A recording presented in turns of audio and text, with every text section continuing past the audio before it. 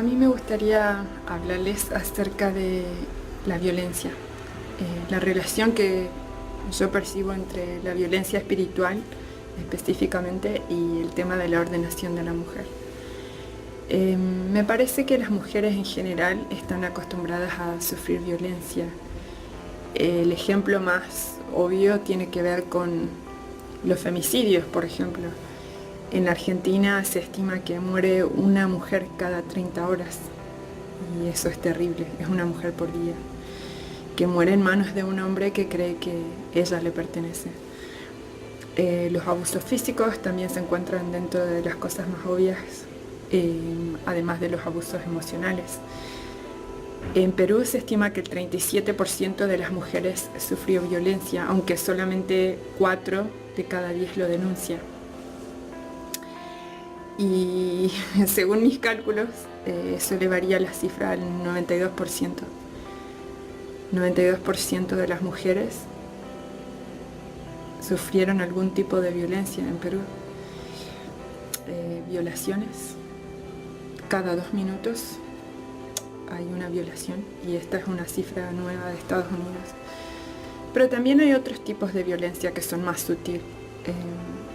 sutiles, como la ejercida por figuras de autoridad o por pares, que este tipo de violencia es mucho menos llamativa que la otra, pero dejan huellas terribles porque son los tipos de violencia que sientan justamente la base para que los otros tipos de violencia más obvios y más terribles ocurran. Tengo distintos ejemplos de por qué digo que la violencia es algo tan común para la mujer. Cuando nació mi primera hija, el doctor que me atendió se negaba a darme medicación para calmar el dolor. Tuve una episiotomía cuando ella nació y después del nacimiento realmente sentía mucho dolor. Su explicación fue: toda mujer tiene que pasar por esto, así que aguántatelo. No lo pude entender porque sentía un dolor insoportable y no entendía ese tipo de lógica. Lo considero una forma de violencia. A mí me gusta jugar al vóley y me gusta mucho jugar. Me gusta a veces jugar más con los varones que con las mujeres porque es más desafiante y suelen jugar más fuerte. Así que me acuerdo cuando una vez jugaba en un parque, había 2 canchas, una cancha más fácil, digamos, y una cancha más difícil. Me gustaba jugar en la cancha difícil porque la más fácil era un poco aburrida. Y así que siempre iba a jugar y era la única mujer jugando en esa cancha de hombres. Pero me gustaba y podía jugar a la par de ellos realmente. Hasta que un día uno de ellos me dijo que tenga cuidado porque podía ser peligroso jugar con ellos. Bueno, seguí jugando y unos minutos después recibí un pelotazo terrible en el medio de la cara. Lo entendí como violencia. Alguien se encargó de tratar de ponerme como mujer en mi lugar. Yo tenía que estar en la otra cancha por ser mujer y pagué el precio en mi cara. Otro ejemplo que para mí muestra la violencia simbólica y a veces más que simbólica que sufren muchas mujeres. Recuerdo cuando era una alumna en el secundario, un profesor nos dijo un día que el Dios hizo al hombre superior a la mujer y que eso estaba en la Biblia, así que no iba a cambiar porque Dios lo estableció de esa forma. Solamente me acuerdo haber sentido mucha bronca y no haber tenido ningún argumento para responder a semejante cosa. Me quedé dura y me quedé pensando, ¿es verdad? ¿Dios hizo realmente al hombre superior a la mujer? Si fue así, ¿por qué?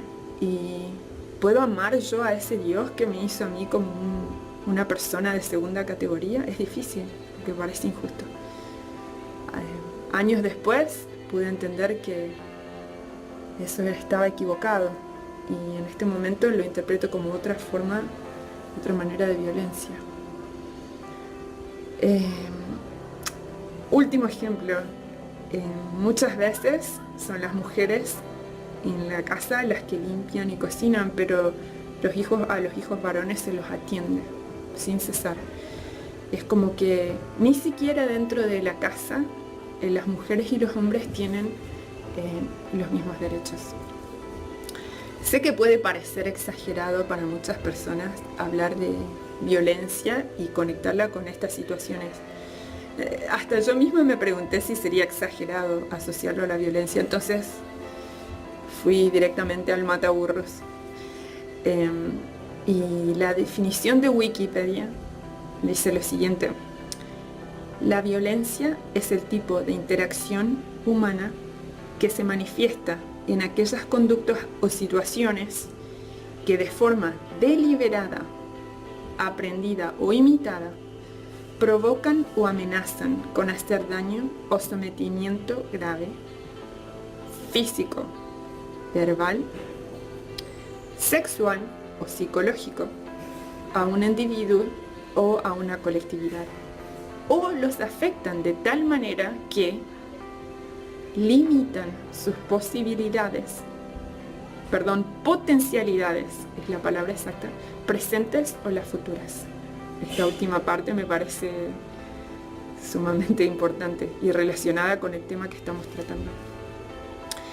Y al margen de las palabras o de la definición en sí, lo interesante también era la imagen que acompañaba a la definición, porque al lado de esa imagen, de esa definición, estaba la figura de un hombre golpeando a una mujer. Me pareció una imagen típica y tal vez una triste imagen, pero una imagen correcta para acompañar a esa definición de violencia. Entonces, ¿qué pasa cuando se usa el nombre de Dios para justificar, para avalar la violencia y justificar el abuso? Yo creo que los efectos son mucho más profundos y que la situación se vuelve totalmente insoportable para las mujeres, que no pueden encontrar ni alivio ni comprensión para las situaciones terribles que viven. De acuerdo a Johnson y Van Vonderen, que son autores de El poder sutil del abuso espiritual, el abuso espiritual, ellos dicen lo siguiente: es el maltrato de una persona que está en necesidad de ayuda, apoyo o empoderamiento, lo cual termina debilitando, socavando o disminuyendo el empoderamiento espiritual de esa persona. Entonces, para mí, negarles a las mujeres el papel de igualdad con sus pares varones es espiritualmente abusivo, porque crea mujeres serviles e incapaces de servir a Dios y a la Iglesia con la riqueza de dones que Dios les ha dado. Me parece que también es espiritualmente abusivo porque crea culpa en aquellas mujeres que sienten el llamado divino. Vi distintos cuadritos en internet burlándose del llamado de las mujeres, burlándose de las mujeres pastoras. E incluso vi cuadritos que hablaba de que estas mujeres pastoras estaban haciendo el trabajo del diablo. Si esto no es abuso espiritual, ¿qué es realmente? No sé. Entonces, es extraño pensar que Dios le daría dones a ciertas mujeres y después les negaría usarlos. Entonces, ¿qué tipo de Dios sería ese? Un Dios que le da dones a una mujer para poder servirlo y la llama para hacerlo, pero después en realidad le recuerda que es todo un error porque solo los hombres son los que pueden servir en ciertas capacidades. En realidad, creer que Dios creó un género inferior al otro no puede sostenerse con la Biblia. Génesis 1:27 dice que Dios creó al hombre a su imagen. A imagen de Dios lo creó. Si se terminara ahí sería bastante triste porque hay un número importante de personas que interpretaría, ya lo dice la Biblia, el hombre, pero no termina así el versículo. El versículo dice: y creó Dios al hombre a su imagen, a hombre de Dios lo creó. A imagen de Dios lo creó. Varón y hembra los creó. Entonces, decir que solo el hombre puede liderar es equivalente a decir que solo el hombre fue creado a imagen de Dios, y esto simplemente es una mentira. En el versículo siguiente Dios ordena que tanto hombre como mujer señoreen sobre los animales. El liderazgo debe ser compartido por hombre y mujer, y esta es mi convicción más profunda. Porque si esto no sucede, la imagen de Dios queda truncada y relegada solo a una parte. Gálatas 3:28 asegura: no hay judío ni griego, no hay siervo ni libre, no hay varón ni mujer, porque todos vosotros sois uno en Cristo Jesús. Dios mismo afirma que nosotros somos uno en Cristo. Entonces, ¿quiénes somos nosotros para desmentirlo? Dios, en su sabiduría infinita, eligió una mujer para que sea profeta del pueblo adventista y uno de los principales pilares de nuestra iglesia. ¿Por qué? Realmente no entiendo por qué. De repente hay personas que quieren introducir doctrinas extrañas que no forman parte de la Escritura para imponer un orden de cosas distinto al de Jesús. En Jesús todos somos iguales. No hay rangos o jerarquías de personas.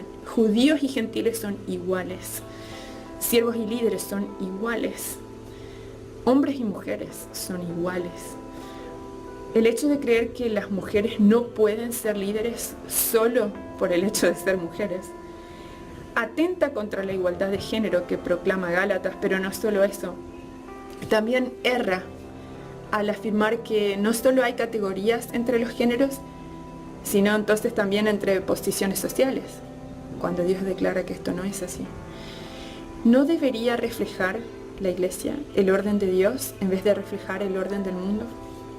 Escucho a menudo que la iglesia adventista quiere seguir al mundo al querer ordenar a mujeres, pero en realidad creo que el mundo es el que nos lleva a la delantera en este sentido. Ellos entendieron mucho más rápido que muchos cristianos que la mujer puede desempeñarse en cualquier área que se proponga. El género no es limitante para ninguna tarea que ella desee realizar. Es espiritualmente abusivo declarar que las mujeres son seres de segunda categoría, porque en realidad Dios la creó a su imagen. Dios no tiene partes superiores y partes inferiores, solo tiene partes superiores.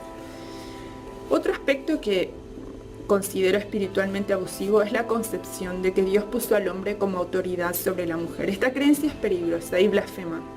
Digo blasfema porque pone al hombre como un mini Dios, alguien que manda y debe ser obedecido. En la Biblia solo Dios dijo y fue hecho. Es por eso que lo adoramos. Es por eso que obedecemos a Dios. Es porque Él es superior a nosotros, seres infinitos que no comprendemos la totalidad de su ser. Pero no es así con el hombre y la mujer. Los hijos obedecen a sus padres, por supuesto, pero solo porque los hijos no saben, por inmadurez, pensar o decidir por sí mismos. Un hijo adulto no necesita obedecer a sus padres. Una mujer adulta tampoco necesita obedecer a su marido porque no es una niña incapaz de pensar por sí misma, sino una persona adulta e independiente que puede decidir qué camino quiere transitar. Esta creencia es sumamente dañina porque infantiliza a la mujer. Y es peligrosa también esta creencia porque cualquier cosa, realmente cualquier cosa entonces que haga un hombre puede justificarse con la idea de que Dios ordenó que la mujer simplemente le obedeciera. Este concepto es incluso peligroso para el hombre en sí mismo porque lo lleva a pensar que tiene más poder que el que tiene en realidad y que el que Dios le dio. Y esto es dañino para su propia vida. Si el poder corrompe, estoy convencida de que hay muchos hombres corrompidos porque la iglesia en general, son muchas las partes de la iglesia en las que existe esta creencia. La iglesia les enseña a amar esta supremacía que creen que tienen, ya que nadie se para adelante del púlpito ningún sábado o ningún otro día a desmentir estas ideas aparentemente sutiles. Y algunos incluso las predican y las fomentan abiertamente. Este concepto es especialmente dañino porque fomenta la violencia doméstica y revictimiza también a aquellas mujeres que buscan ayuda de parte de la iglesia. Nadie va a ayudar a otra persona si piensa que lo que le pasa es resultado directo del plan de Dios para la vida de las mujeres. Así terminamos culpando a Dios entonces por lo que es producto directo de la soberbia y el hambre de poder de hombres que cada vez se ven menos parecidos a esa imagen de Dios que Él una vez creó. Finalmente, creo que estas creencias violan el principio más básico del Evangelio de Cristo, el del siervo líder. Jesús enseñó a través de su ministerio y a través de Pedro: apacentad la grey de Dios que está entre vosotros, cuidando de ella, no por fuerza, sino voluntariamente, no por ganancia deshonesta, sino con el ánimo pronto, no como teniendo señorío sobre los que están a vuestro cuidado, sino siendo ejemplos de la grey. Primera de Pedro 5, 2 y 3. Un verdadero líder es aquel que, como Jesús, se despoja de sí mismo para servir a otros. En este sentido es que el hombre es invitado a ser cabeza de la mujer, porque el marido es cabeza de la mujer. El gran versículo citado muchas veces para expresar lo contrario de lo que Pablo quiso decir. El marido es cabeza de la mujer, así como Cristo es cabeza de la iglesia, siendo él mismo el salvador del cuerpo. Efesios 5:23. El hombre no es invitado a ser cabeza literal de la mujer, como si ella no tuviera ninguna, sino es invitado a ser un líder que sirve.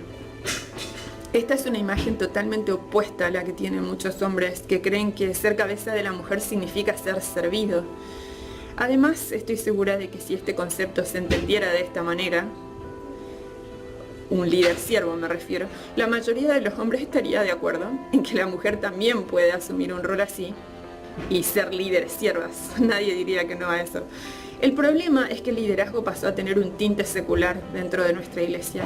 El líder ahora tiene estatus, fama, poder, autoridad, no solo espiritual o moral, sino autoridad de mandar, me refiero, de determinar qué está bien o qué está mal, de juzgar e incluso de condenar también. Este no fue el sentido que Dios le dio a este versículo. Basta mirar al Jesús de la Biblia para ver qué tipo de liderazgo vivió él. Esta creencia es totalmente abusiva, porque de forma muy similar a la anterior, le da superioridad al hombre sobre la mujer y también le da superioridad al líder sobre los liderados. Esto no es bíblico. Dios le dio a cada persona una mente y una conciencia. Nadie puede ser conciencia de otro, porque de lo contrario se pone en el lugar de Dios.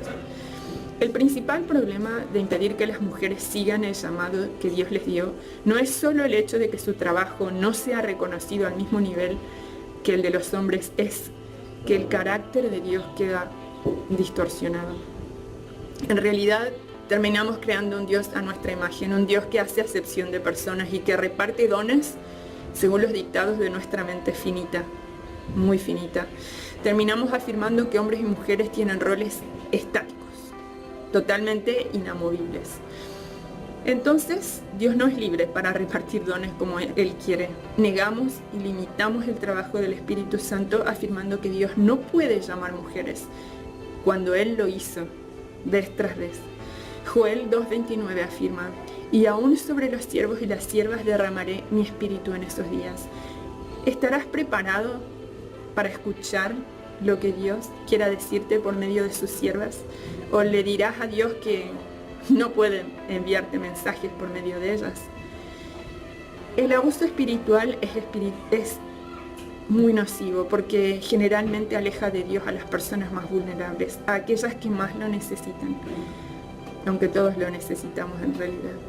No alejemos a otros de Dios, reflejemos el carácter verdadero de Dios. Ante Él, hombres y mujeres son solo partes diferentes de una misma imagen, la suya.